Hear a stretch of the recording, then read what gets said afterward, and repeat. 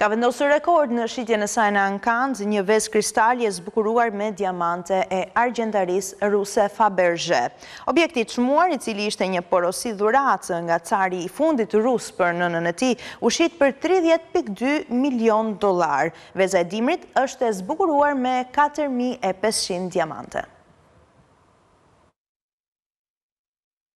Një vezë kristali e zbukuruar me diamante e argjentarisë ruse Fabergé është shitur për një çmim rekord në një Ankand në Londër. Sendi i çmuar që dikur i përkiste familjes perandorake të Rusisë u ble për $30.2 milion nga dikush që preferoi të mbetej anonim. Veza e dimrit e konsideruar si një nga krimet më të bukura të argjentarit legjendar Fabergé ishte e dekoruar me 4.500 diamante dhe ishte porositur nga cari Nikola II në vitin 1913 si dhuratë për nënën e tij. Rekordi më parëshëm për një vezë Fabergé ishte më shumë se $11 milion të paguara në një Ankand në vitin 2007. Veza me lartësi 8.2 cm u krijuar nga Karl Fabergé, bazuar në dizajnin e Alma Theresia Fell, një nga vetëm 2007 femra në kompaninë e bizhuterive në Shën Peterburg. Ajo ishte gdhendur nga kristali shkëmbor dhe e dekoruar me diamante të prera në formë trëndafili, si dhe motive flokësh dëbore platini. Veza hapet për të zbuluar një shport të vogël me lulë kuarci të bardha brenda. Argjentaria prodhoi vetëm 50 vezë të tilla për familjen perandorake Romanov të Rusisë. Veza e dimrit është ndër të paktat që mbetet në duar private, ndërsa të tjera mungojnë ose janë nëpër muze.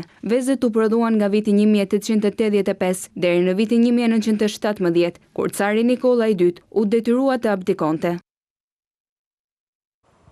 25 kg ar, 50 kg argjent janë vjedhur nga gjykata nga një punonjës si saj në Turqi, i cili është arratisur drejt Londrës në kërkim edhe të shpëtimit, duke përfshirë këtu në këtë grabitje edhe monedha osmane dhe të epokës së Ataturkut. Punonjësi i gjykatës sikur në Mbretërinë e Bashkuar me afërsisht 25 kg ar dhe 50 kg argjent të vjedhura nga kasaforta e provave në gjykatën e Stambollit. Erdal T, i cili kështu është emëruar nga mediat lokale, punonte në zyrën e provave gjykatës, u zhduk pasi nuk u kthye nga leja e tij vjetore. Prokurorët zbuluan vjedhjen më 1 dhjetor kur kasaforta u hap dhe u gjet bosh. Erdal T iku nga Turqia me gruan e tij Esma dhe fëmijët nga një fluturim në një aeroport në Turqi drejt Londrës. Sipas autoriteteve, përpara se të largohej, kishte çuar mesazh kolegëve duke thënë: "Unë i shita mallrat, Zoti u dhën begati tregjeve tuaja."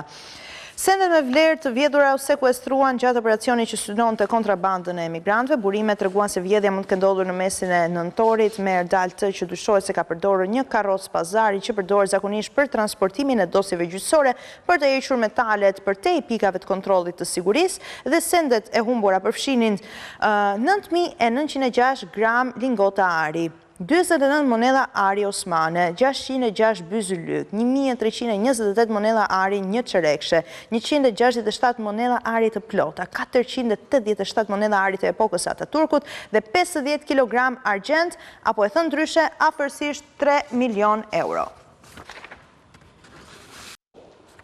Do të vijoj me të tjera informacione. Është në fakt misioni i jashtëzakonshëm i ndërmarrë nga peshkatarët vendas në Siberi në një liçen të ngrirë, të cilët panë se drerët kishin mbetur të bllokuar si pasojë e moskalimit të liçenit të ngrirë gjatë periudhës së tyre të migrimit. Kafshët të paafta përqendruar në këmbë ose për të lëvizur mbi akullin e lëmuar u transportuan në vende të sigurta. Janë më shumë se 300 drerë të cilët janë shpëtuar nga liçenet e ngrira në rajonin e Novosibriskit të Rusisë. Ekipet e emergjencës u bashkuan më vonë me një mjet fluturues. Ministria e Natyrës tha se shumica e kafshëve mbijetuan, por fatkeqësisht disa të tjera ngordhën përpara se të vinte ndihma. Kjo është një nga videot e peshkatarëve i cili arrin që të shpëtojë edhe një nga drerët e vegjël.